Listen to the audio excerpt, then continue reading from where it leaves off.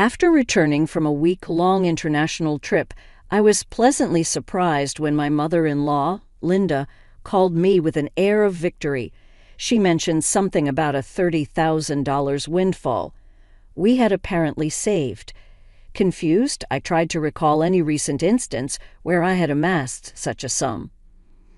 As a freelance jewelry designer, I do maintain a savings account for unexpected expenses, but I certainly don't keep large amounts of cash around, and my bank card was securely with me. Normally, no one else has access to withdraw such a substantial amount from my account. You gave it to me, so I took it from the sideboard drawer. You guys are doing well, so it's fine, Linda declared over the phone, leaving me bewildered. Before I could understand more, she quickly thanked me and hinted at counting on me for future financial help before hanging up. I was left puzzled about the missing $30,000 until Kevin, my husband, returned home and cleared up the confusion. It was a misunderstanding. However, a month later, Linda bombarded me with numerous calls. I chose to ignore them initially, but the constant ringing eventually compelled me to answer. Over 60 missed calls displayed on my phone screen was disconcerting. As I picked up, Linda's shrill voice filled the room, accusing me of ignoring her. Her tone suggested she felt wronged, but to me it was merely the consequences of her assumptions. My life as Mary, a 35-year-old busy freelance jewelry designer wanting children but overwhelmed by work, is shared with my equally busy husband, Kevin. He originally had a corporate job, but now assists me in managing my growing design business.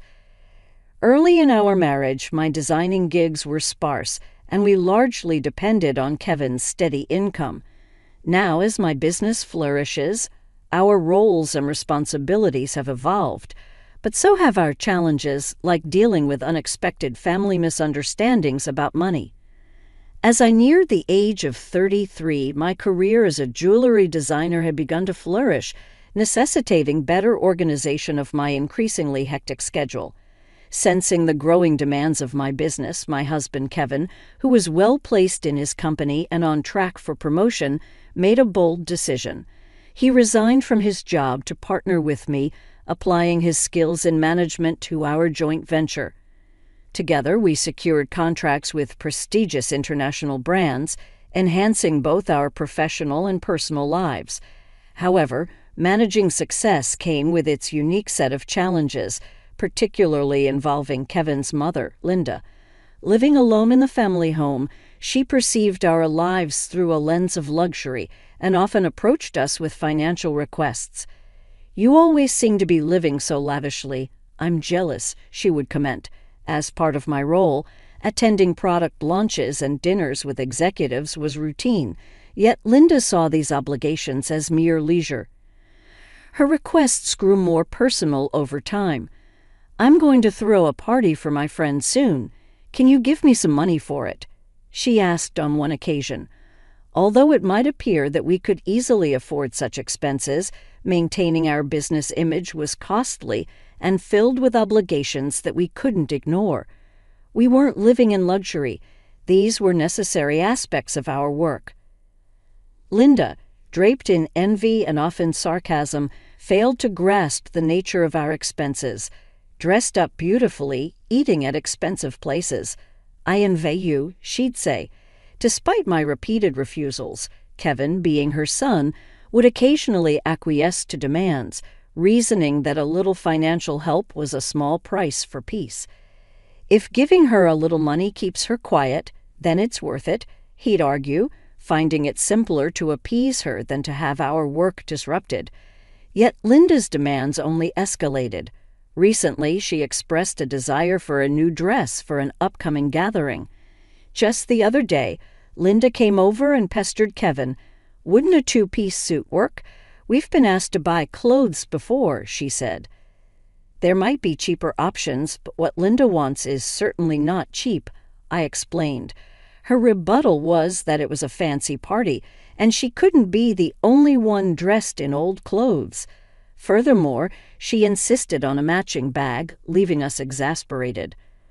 To manage her frequent requests, Kevin had previously set up a credit card in Linda's name, instructing her to use it for her expenses.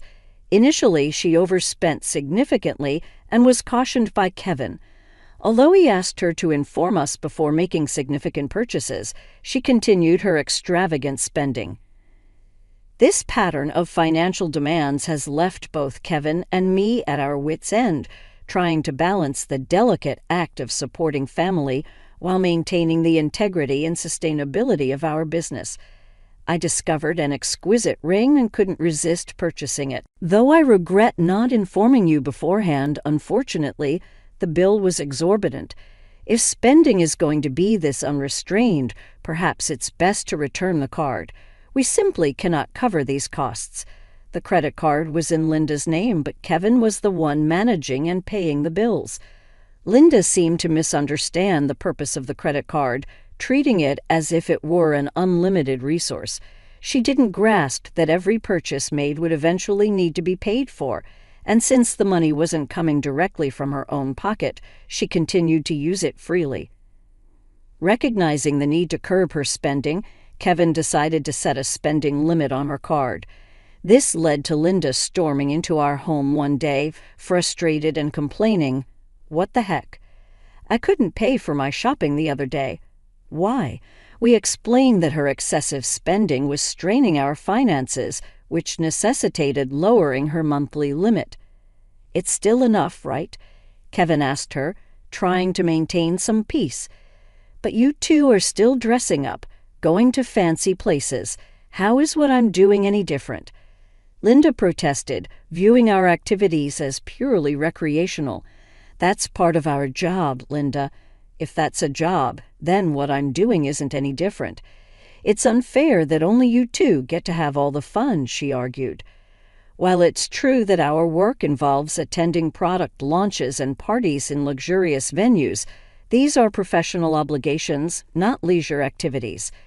Despite her misconceptions, setting a spending limit on Linda's credit card seemed to have calmed the situation somewhat. Occasionally, Linda would visit and air her grievances to Kevin, but overall life proceeded without major disruptions. As the end of the year approached, an exciting opportunity presented itself. A foreign brand manufacturer approached me with a proposal to expand our business dealings by relocating our base overseas. The prospect thrilled me, as it could potentially elevate me to the ranks of top-tier designers. Kevin, ever supportive as my manager, was all for taking the leap. "It's a chance we have to take," he affirmed. However, the prospect of moving abroad brought a new concern. Linda. Given her past behavior, it was a legitimate worry that she might insist on joining us overseas.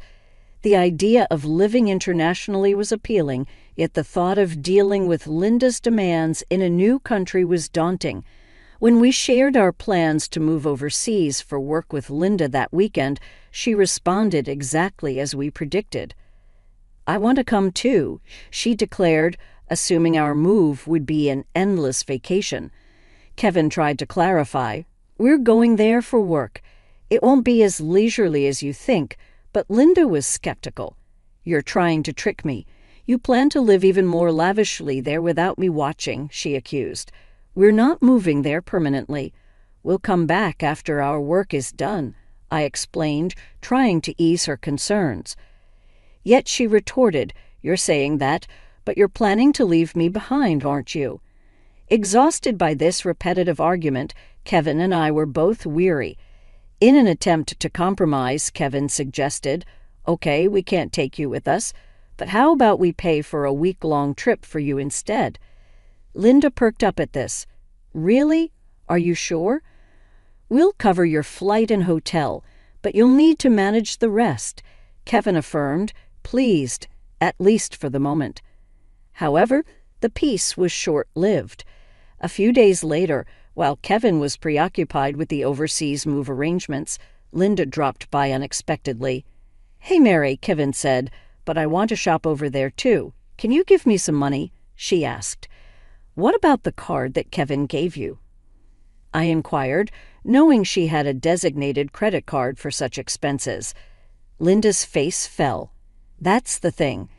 Kevin finally took it away from me the other day, she admitted. It appeared she had been reprimanded for overspending and anticipating the challenges of managing finances with different currency rates overseas. Kevin had confiscated the card. I don't have that kind of money on hand either. I can't give you money without Kevin's approval. Can you ask him? I suggested, knowing full well Kevin's stance. It's no use asking him. That's why I'm asking you, she pressed, raising her voice in frustration. Linda did end up going on a 10-day trip abroad, which I assumed Kevin managed to fund somehow. Upon her return, she called me brimming with excitement. I'm back and it was so fun, she excitedly shared. Tales of her sightseeing and dining adventures, though I hadn't asked and I overbought souvenirs, couldn't fit them in my suitcase, so I had them shipped here. Can't wait for them to arrive, she exclaimed. That's nice, I replied, trying to keep my tone neutral despite feeling a bit overwhelmed. Thanks to the money you saved up, I had a blast, she exclaimed. Saved up money? What are you talking about? I responded, puzzled and a bit alarmed, having no recollection of setting aside money for her splurge. I found it in your house's sideboard drawer, she said, claiming she took $30,000. I was stunned. Why would such a large amount of cash be stashed away at home, especially not in a drawer where anyone could find it? Confused, I confronted her. I'm not sure what money you're talking about, but taking it from our house without permission is theft, even if you're family. Do you understand that? Linda's response was unsettlingly casual. That's why I'm telling you now. I used it. Consider it a post factum report, she declared unapologetically. I have no idea about this money, but if you took it and used it without telling anyone, that's a crime. And if it was something Kevin had set aside for an important transaction, it's even more serious, I explained, trying to make sense of the situation. Despite this, there hadn't been any noticeable disruptions in our business finances during her trip. You two live so extravagantly, so why can't I have a little of that? Think of it as doing a favor for your parent. It's not a big deal, right? She rationalized, showing a sense of entitlement that was hard to comprehend. It's one thing to ask for help from your son and his wife, but this is not how you should behave after taking someone else's money, I replied, still in disbelief. I'm glad you enjoyed your trip, but I'll have to discuss this with Kay when he returns. Kevin will understand. After all, I'm his only mother, and $30,000 isn't much to him, she assumed. All right, I'll pass the message along, I said, astounded by her lack of awareness. Later that evening, when Kevin came home, he looked troubled. Mary, do you know about the money I left in the drawer? He asked urgently. 15 days ago, I withdrew it from my bank account, and now it's gone. Keeping such a large sum in a drawer, didn't you think it was careless? He questioned. I needed cash immediately for an urgent payment. Do you know anything about it? It suddenly clicked. Linda's earlier call, thanking me for the $30,000 and mentioning how much fun she had, made sense now. It was Kevin's money, meant for a crucial purpose.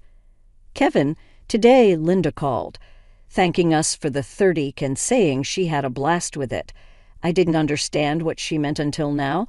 I explained, piecing everything together. So it was Kevin's money, but what was such a large amount meant for? I asked. Hey, if it wasn't for a business payment, we've been doing bank transfers for a long time, right? Why cash all of a sudden? I questioned, trying to understand the whole scenario while dealing with the ramifications of Linda's actions. I was aware it was Kevin's money that had disappeared, but the full context was still unclear to me.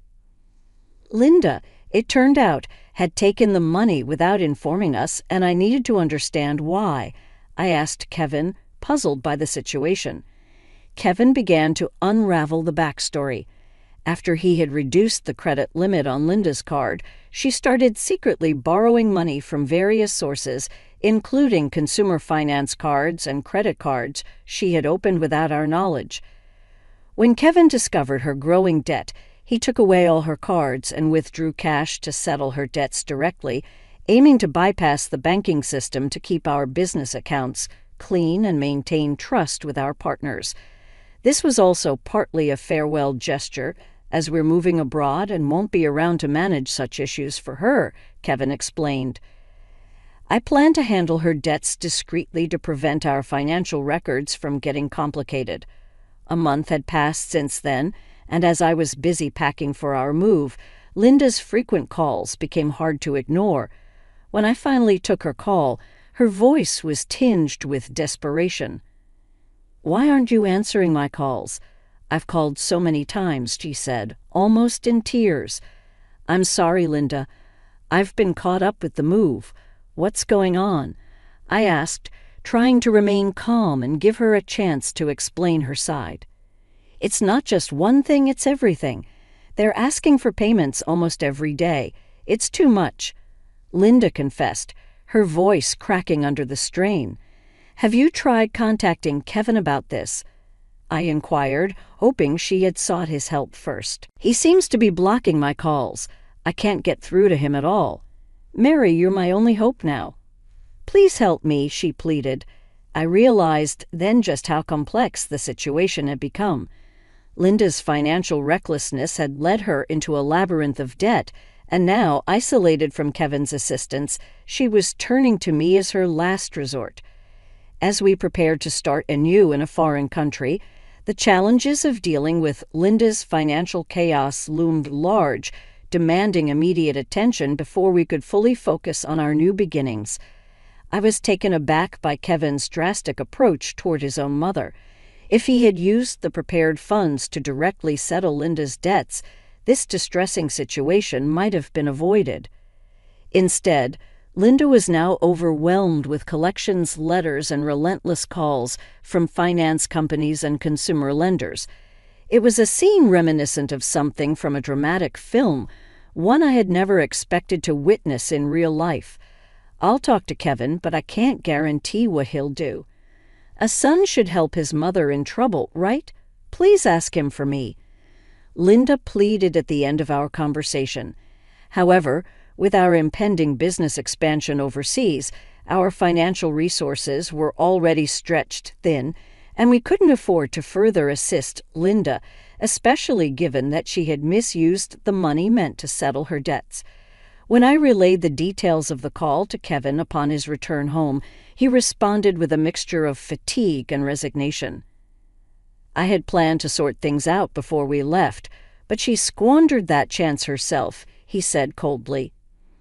Indeed, the money was originally earmarked to clear Linda's debts, but she had instead blum it on a lavish trip, leaving no room for excuses. As Linda's calls persisted, I followed Kevin's lead and set her number to block.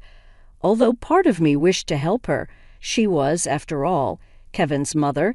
There was nothing I could do if he had chosen to detach from the situation.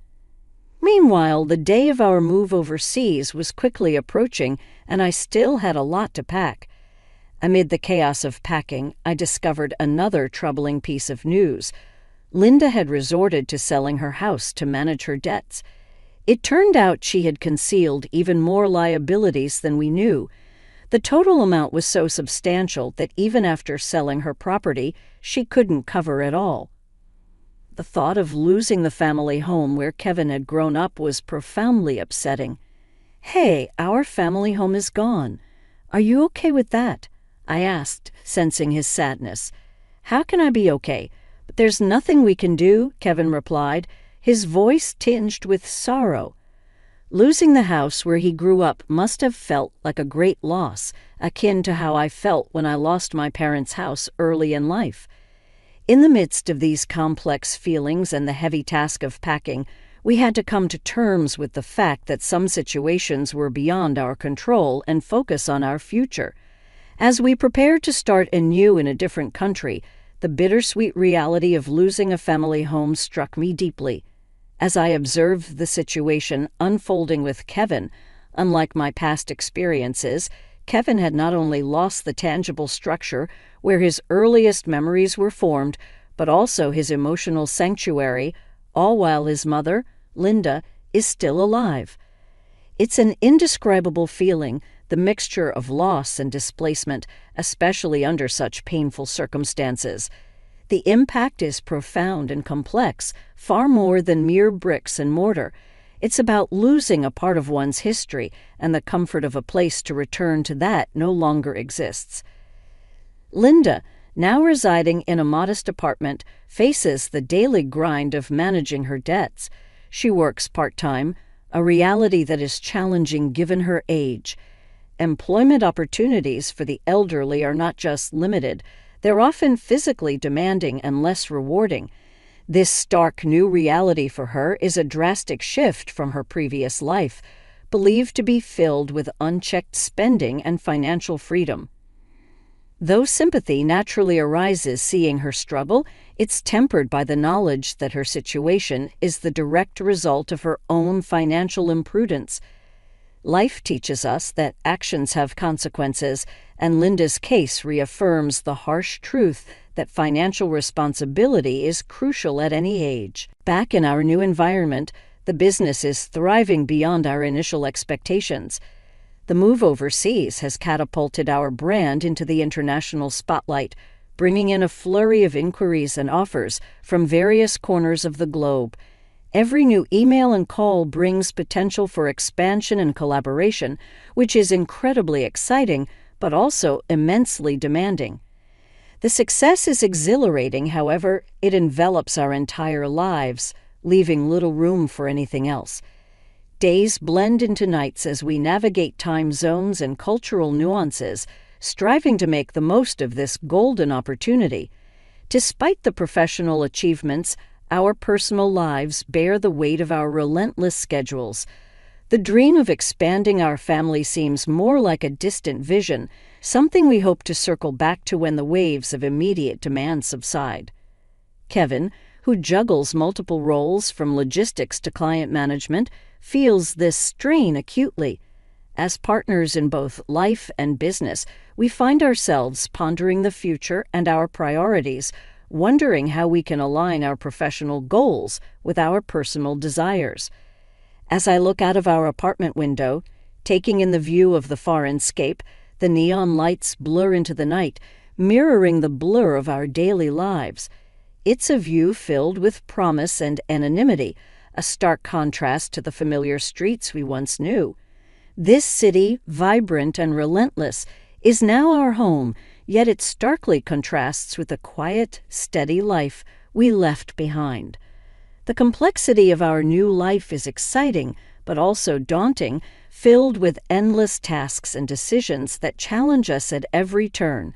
Navigating this new chapter, I often find myself reflecting on Linda's situation and the broader implications of our familial and financial decisions. It's a continuous learning curve, understanding how deeply intertwined our choices are with the fabric of our lives. Each decision, each sacrifice, and each success shapes not just our immediate circumstances, but also the legacy we leave behind.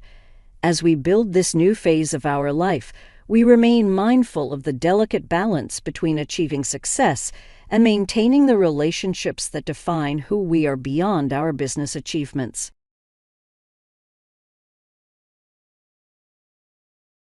Only blood relatives in this photo, my mother-in-law, Amanda said, pushing me aside with her hand on my shoulder. Why don't we be useful and take the picture instead? I held the camera, watching as my husband James' family gathered on the grand staircase of their vacation home.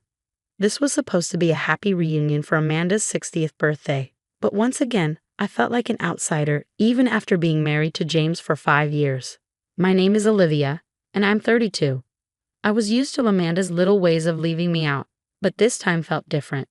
Maybe it was because I had just found out some shocking news that morning, something I hadn't even told James yet. Or maybe I was just tired of trying.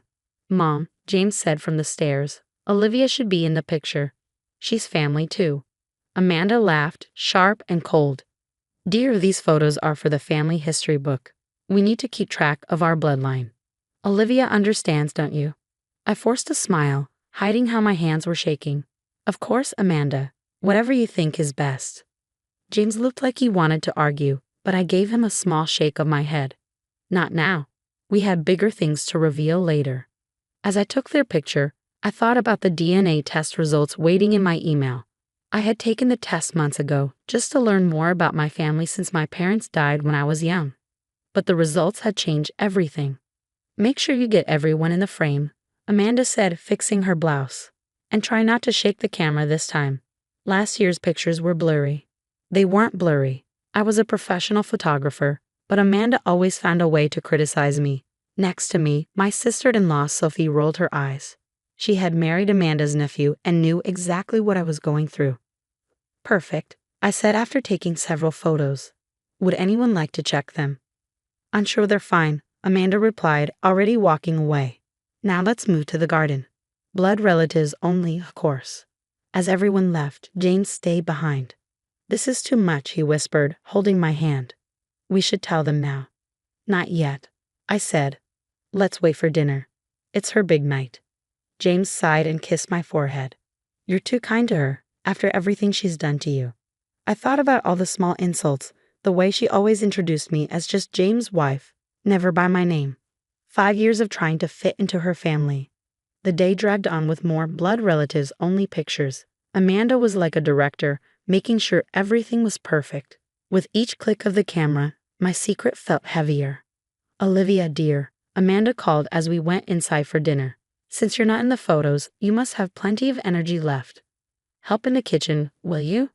I saw Sophie give me a sympathetic look as I followed Amanda. The kitchen was already filled with appetizers she had ordered. She would never actually cook for her own party. You can arrange these on plates, he said, barely looking at me. Make them look nice. And be careful with the crystal dishes. They're family heirlooms. Her words made me smile. If only she knew. What's so funny? Amanda asked sharply. Nothing, I said, placing the food on a tray. Just thinking about family heirlooms. She eyed me suspiciously. Yes, well, some things should stay in the family. Blood family, she said firmly. I stayed quiet, letting her words pass. Meanwhile, the DNA test results burned in my mind. James and I had even taken another test to be sure. We needed to be certain before tonight. As I finished, Amanda turned to me again. I've been meaning to talk to you. I sighed. She'd had many talks with me before. James is my only son, she said, pretending to sound kind. And while you've been fine as a wife, I do worry about the future, about our family legacy. The Morgan family name is very important to you, I said carefully. Exactly. She looked pleased. So you understand why these things matter. The photos, the family history, the bloodline. It all must be preserved properly. I thought again about the DNA results. About the truth Amanda didn't know yet. Of course, I said softly. Blood is everything, isn't it? She smiled, thinking I agreed with her. I'm glad you understand. Now let's bring these out to the real family. As she walked out, her perfect hair in place, I couldn't help but smile. In just a few hours, during her birthday dinner, her world of blood relatives only was about to collapse. I picked up a platter, remembering the moment James and I first saw the results. The shock, the laughter, the irony of it all. Sophie peeked into the kitchen. Need help. I can't listen to Amanda's history lesson anymore. Thanks, I said, handing her a tray. Just wait until dinner. The family history is about to get very interesting. The dining room buzzed as everyone found their seats. Amanda, of course, had arranged it so I was far from the core family. I sat at the end of the table next to Sophie and a distant cousin, because even distant blood relatives mattered more to Amanda than a spouse like me. James caught my eye from his seat near his mother and gave me a quick wink. My stomach flipped. The DNA test results were ready on our phones, waiting for the perfect moment. Amanda tapped her wine glass. Before we begin, I'd like to say a few words about family. Sophie leaned over. $10 says she mentions bloodlines in the first sentence. 20 says it's in the first 5 words, I whispered back. Our precious family bloodline, Amanda began. Sophie sighed, slid a 20 under the table, and tried not to laugh. Amanda went on about the importance of the Morgan name, how their family had produced doctors, lawyers, and even a senator. James fidgeted, hand near his phone. I shook my head slightly, not yet. Let her finish. And while we welcome those who marry into our family, Amanda said, barely glancing at me, we must always remember that true bonds come from blood. The first course arrived, giving me a moment to breathe. Amanda continued sharing stories about her perfect family, reminding everyone that she was still collecting photos for the new family history book. Blood relatives only, of course, she added. That was our cue. James cleared his throat. Speaking of family history, Mom, Olivia, and I have something to share. Amanda raised an eyebrow. Oh, are you finally giving me a grandchild? Not exactly, James said, pulling out his phone. Olivia took a DNA test a few months ago. The results were interesting. The room fell silent. Amanda tightened her grip on her wine glass. I don't see how Olivia's DNA has anything to do with our family history. That's where you're wrong, Mom. James stood behind my chair. Show them, honey. I pulled up the email and handed my phone to Sophie. She gasped as she read it. No way, she whispered, looking between me and Amanda. Amanda frowned. What is it? I took a deep breath. According to the DNA test, I'm related to the Morgan family. Directly related. Amanda's face turned pale. That's impossible. Not impossible, James said. Olivia's grandfather, her mom's dad, was a Morgan, your father's brother, the one who disappeared in the 60s. Amanda's wine glass slipped from her fingers, shattering on the floor. No one moved. That can't be, she stammered. Uncle Thomas died young. He never had kids. Actually, I said gently, he changed his name and started a new life. He had a daughter, my mom. Which means you and my mom are first cousins, and James and I are second cousins. The room was silent. Around the table, people looked shocked, amused, or unsure what to say. Sophie kept scrolling through the results, her mouth open. We even took a second test to be sure, James added. It's confirmed. Olivia has more Morgan blood than half the people in your pictures today, Mom. Amanda sat frozen. For years, she had treated me like I didn't belong because I wasn't real family, but by her own rules, I was. Sophie finally broke the silence. Well, this definitely needs to go in the family history book. A few people chuckled. Amanda just stared at me, as if seeing me for the first time. The woman who had spent years treating me like an outsider was, in the end, my aunt. The remainder of dinner passed in a blur of whispered conversations and shocked glances. Amanda barely touched her food, her perfect posture slumping slightly as she processed the news. I watched as she periodically shook her head, as if trying to deny the reality before her. After dessert, while others cleared the table, Amanda disappeared into her study. James wanted to follow her, but I stopped him. Let me, I said softly. We need to have this conversation. I found her sitting at her desk, staring at an old photograph. As I approached, I recognized it. A young man in a military uniform, smiling broadly at the camera. That's him, isn't it? I asked quietly. Thomas Morgan. My grandfather. Amanda nodded slowly. He was my favorite uncle. When he disappeared, everyone assumed. We never knew. She looked up at me, her eyes swimming with tears. You have his smile. How did I never notice? I sat down in the chair across from her desk. Life has a funny way of coming full circle, doesn't it? All these years, she whispered, all those things I said about blood relatives, about family legacy. She covered her face with her hands. I've been horrible to you. Yes, you have, I agreed calmly. But now we have a choice. We can either let this revelation tear us further apart, or we can use it to build something new. She lowered her hands, revealing mascara-streaked cheeks. How can you even want to build anything with me after how I've treated you? I reached into my purse and pulled out another document, not a DNA test this time, but a photograph. This is my mom, I said, sliding it across the desk. Your cousin. She died when I was 12, but she always told me that family was about love, not blood. Ironically, it turns out I had both with the Morgans all along.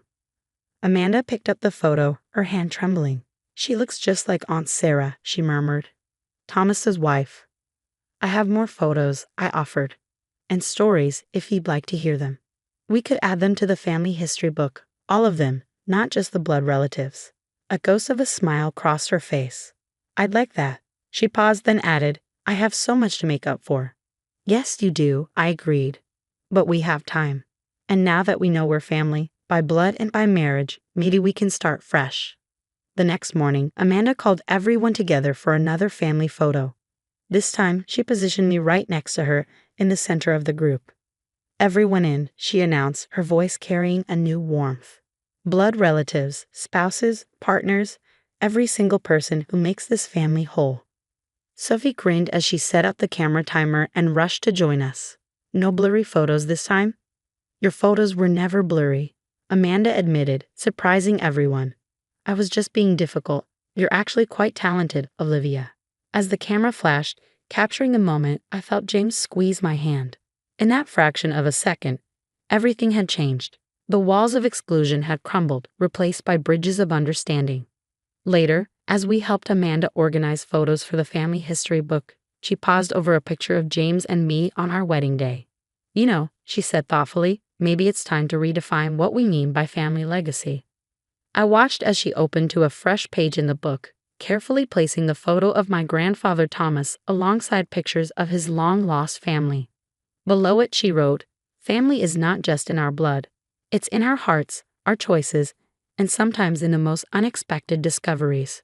The Morgan family legacy hadn't been diminished by including everyone. It had been enriched, and somewhere, I like to think my mother and grandfather were smiling at how their family had finally come full circle. As we closed the family history book, now filled with all our stories, Amanda hugged me for the first time in 5 years. "Welcome home," she whispered. "For real this time." And in that moment, I realized that sometimes the strongest family bonds are forged not just by blood, but by the willingness to open our hearts to new possibilities and to find family in places we never expected to look.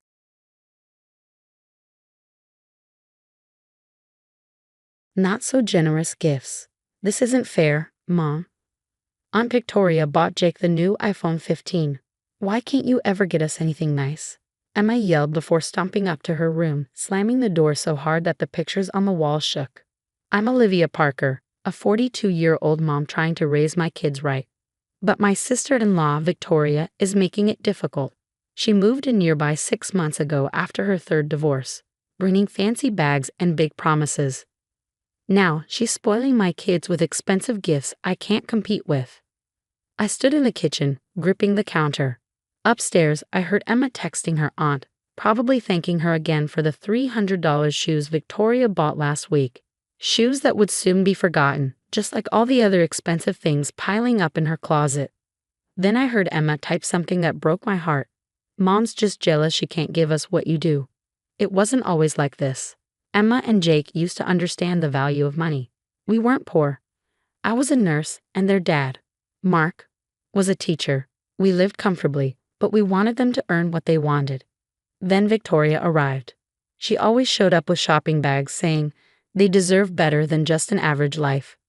When I tried to refuse the gifts, she would sigh dramatically and say, "See, your mother doesn't want you to have nice things." Mark didn't see the problem. "She's just being generous, Liv," he'd say. "What's the harm?" The harm? My children were changing. They used to be grateful. Now, they only cared about price tags. Last week, I found Jake throwing away the sweater I had knitted for his birthday. "Aunt Victoria says only poor people wear handmade clothes," he muttered. Then Victoria made an even bigger promise, showing up at Jake's soccer game in a brand new Tesla and loudly telling everyone she would buy him one for his 16th birthday. "Since your parents won't," she added. I felt helpless. How could I fight this? But something about Victoria's spending didn't make sense. She claimed to be rich, yet she lived in a small apartment and often asked Mark for money. She kept buying gifts, but I noticed she reused shopping bags and paid with different credit cards. Then I found a clue, a crumpled receipt in Jake's pocket from an expensive boutique. It had a red stamp. "Return item. Story Kirige P. That $800 designer jacket Victoria gave Jake? She had returned it. I started digging. Online, I found complaints about a woman matching Victoria's description. Someone buying luxury items, showing them off, then returning them. I also saw something strange in her social media posts. Pictures taken in front of storage units. That's when I realized the truth. Victoria wasn't rich, she was drowning in debt. She wasn't buying gifts out of love. She was trying to keep up an illusion. Then I got a text from her. "Taking the kids shopping for new phones this weekend. Don't worry, I'll pay. That's what real love looks like." I stared at the message. My kids thought her love was measured in gifts. They didn't see the trap she was pulling them into. I needed proof, something they couldn't ignore. And I knew exactly where to find it. The next morning, as I sipped my coffee, a notification popped up on my phone. Victoria had just posted another Instagram story. There she was, standing in front of her storage unit, surrounded by shopping bags, captioning it "just organizing some surprises for my favorite niece and nephew. #best aunt ever." But what caught my eye wasn't the designer logos or her perfectly posed smile. It was the unit number clearly visible behind her, 247. More importantly, I recognized the facility's distinctive orange doors. It was Clearview Storage, just 15 minutes from our house. Before I could investigate further, Emma burst into the kitchen. "Mom, can I go to the mall with Aunt Victoria after school? She's getting me a new laptop for my photography." I hesitated. Emma had been saving for that laptop for months before Victoria came along. "Honey, what happened to wanting to earn it yourself?" She rolled her eyes. That was before I realized how pointless it is to wait when Aunt Victoria actually cares about my dreams. The words stung, but they also strengthened my resolve. "Sure," I said casually. "Have fun." As soon as the kids left for school, I drove to Clearview Storage. The facility was quiet at this hour, just a few cars scattered across the parking lot. I walked past Unit 247, noting the heavy padlock securing it. "Can I help you?" A friendly voice called out. The facility manager, Linda according to her name tag, approached with a clipboard. "Actually, yes," I smiled. "I'm interested in renting a unit. I noticed some people using them for business storage." Linda's expression shifted slightly. "Yes, though we've had some issues with retail return fraud lately. One tenant has been causing problems, buying things just to photograph them and return them later. Creates chaos for our other tenants." "Really?" I kept my voice casual. "That sounds complicated." "Oh, it is, especially when the credit card companies get involved. Speaking of," she glanced at her clipboard, "I need to post another notice on 247. The payment's late again." I watched as she walked to Victoria's unit, placing a bright orange notice on the door. My phone buzzed. Another Instagram story from Victoria. "Shopping spree time with my favorite girl. Emma deserves the best. #laptop surprise." That afternoon, I picked up Jake from soccer practice. He was unusually quiet during the drive home. "Everything okay?" I asked. He fidgeted with his phone. "Mom, Aunt Victoria promised to buy our whole team new cleats for the championship. But today Coach said the credit card payment didn't go through." I gripped the steering wheel tighter. "Did you tell your aunt?" "Yeah, she said it was just a bank error. But some of the guys were laughing about it. It was embarrassing." My heart ached for him. "Jake, you know true generosity isn't about big promises or expensive gifts, right?" He stared out the window. "I guess. It's just, Aunt Victoria makes everything seem so easy, like we don't have to worry about money at all." "That's because she's not the one dealing with the consequences," I said softly. When we got home, Emma was already there, tears streaming down her face. "Aunt Victoria canceled our shopping trip. She said something came up, but I saw her arguing with someone at the store earlier. They were saying something about returned items and banned accounts." I sat down next to her on the couch. "Emma, honey, I think there's something you and Jake need to understand about your aunt's gifts." But before I could continue, Jake called out from the kitchen. "Mom, look at this." He was staring at his phone. Someone posted a video of Aunt Victoria at the storage facility. She's yelling at the manager about something. We huddled around his phone, watching the shaky footage. There was Victoria, designer purse swinging wildly as she gestured at Linda. "You can't lock me out. All my inventory is in there." "Inventory?" Emma whispered. The video continued, Victoria's carefully crafted image crumbling as she screamed about return policies and credit card limits.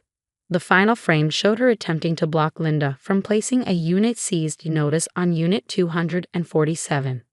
"I don't understand," Jake said. "What inventory? Why does Aunt Victoria have a storage unit?" I took a deep breath. "Why don't we find out? Linda called me earlier. Apparently, your aunt abandoned the unit. As her next of kin, we're allowed to clear it out before they auction it." 20 minutes later, we stood before Unit 247. Linda unlocked it, stepping back as the door rolled up to reveal Victoria's house of cards. Emma gasped. Jake dropped his phone. The unit was packed with returned items. Clothes with tags still attached, electronics in resealed boxes, shoes lined up in perfect pairs. Each item had a corresponding return receipt attached. In the corner, a whiteboard listed dates and store names, marking when each item needed to be returned to stay within policy limits. But my laptop? Emma's voice trembled.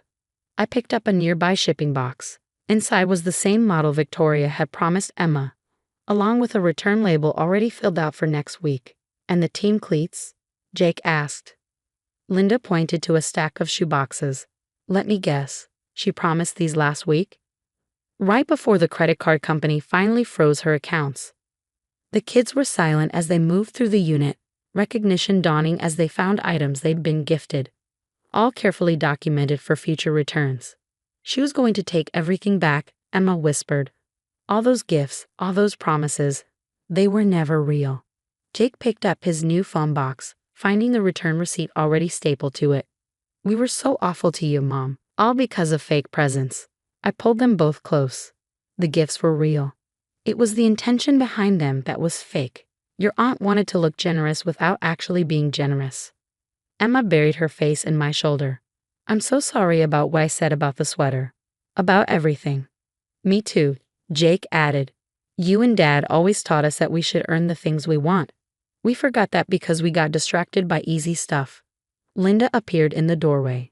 The auction company will be here tomorrow. You can take anything you want to keep, but honestly, she gestured at the staged photographs taped to the wall, showing Victoria posing with various gifts in front of different storage units. I don't think any of this is worth keeping. True gifts. As we drove home from the storage unit, the car was silent except for the sound of Emma deleting her Instagram pictures with Aunt Victoria. Jake sat in the back seat, running his fingers over the sweater I had made for him. Can I still wear this? He asked softly. I mean, if you haven't given it away. I smiled at him in the mirror. Of course, honey, it's yours. Emma looked up from her phone, frowning. Mom, Aunt Victoria is saying we stole from her storage unit. She's posting that you're jealous and trying to ruin her reputation. I pulled into our driveway and saw Mark's car already there. Let's go talk to your dad. He needs to hear the truth. Inside, we found Mark in the kitchen, staring at his phone. He looked up, troubled. Liv, did you really break into Victoria's storage unit? She's called me 5 times, crying. Dad, Jake interrupted, holding out his phone. You need to see this. We all gathered at the table as Jake showed him the video of Victoria's meltdown at the storage unit. Emma added screenshots of receipts and pictures of all the gifts stacked inside. I explained how Victoria had returned most of the expensive items and was using different credit cards to keep up appearances. Mark's face paled. All those things she gave you, the phone, the laptop, the cleats, she promised they were yours. They were never ours, Emma said. She was just using us for show. Mark slumped in his chair. I gave her money for bills. She said she was investing it. She was pretending, I said gently. And in the process, she made our kids believe that love is measured by how much money you spend. Jake suddenly stood up. Wait here. I want to show you something. He ran upstairs and came back with a shoebox filled with money. I stopped saving when Aunt Victoria made it seem pointless. But maybe I can start again. Emma left the room and returned with her own savings jar. Me too. Mom, will you help me make a budget? Like you tried to before. Tears filled my eyes as I nodded. Of course. Just then, Mark's phone rang, Victoria. This time, he put it on speaker. Mark, you have to help me, she cried. Your wife is ruining everything. Those gifts were for the kids. You mean the gifts you plan to return? Mark interrupted. Save it, Victoria. We saw everything.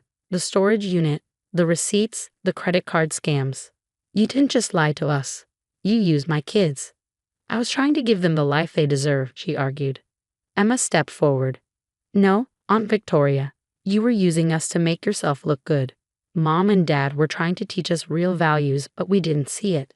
You made us think love was about expensive gifts, Jake added. But real love doesn't disappear after a photo is posted. There was silence on the other end. Then Victoria whispered, Mark, please. Goodbye, Victoria, Mark said firmly. Don't contact us again. He hung up and pulled us into a hug. That night, for the first time in months, we really talked. Emma planned ways to save for the laptop she wanted. Jake proudly wore his sweater and thought of ways to raise money for his soccer cleats. Mark smiled. I think we all learned something important. Money can't buy real love and respect. And real gifts, Emma added, come from the heart, not from a storage unit. Over the next few weeks, our family felt whole again. Sunday movie nights returned, complete with homemade pizza and laughter. Jake organized a fundraiser for his soccer team. Emma started taking photography jobs to earn her own money. Victoria's social media eventually disappeared. We heard she had moved away, hopefully to start fresh. One morning, while cleaning her room, Emma found a designer dress Victoria had given her, still with the tags attached. Should we return it? She asked. I looked at her and smiled. What do you think? Emma thought for a moment and grinned. Maybe we could donate it. Someone else might need it more than we do. I hugged her tight. That sounds perfect. And so we began a new tradition, not of receiving, but of giving. Because the most valuable gifts aren't wrapped in expensive boxes. They come from love, honesty, and family.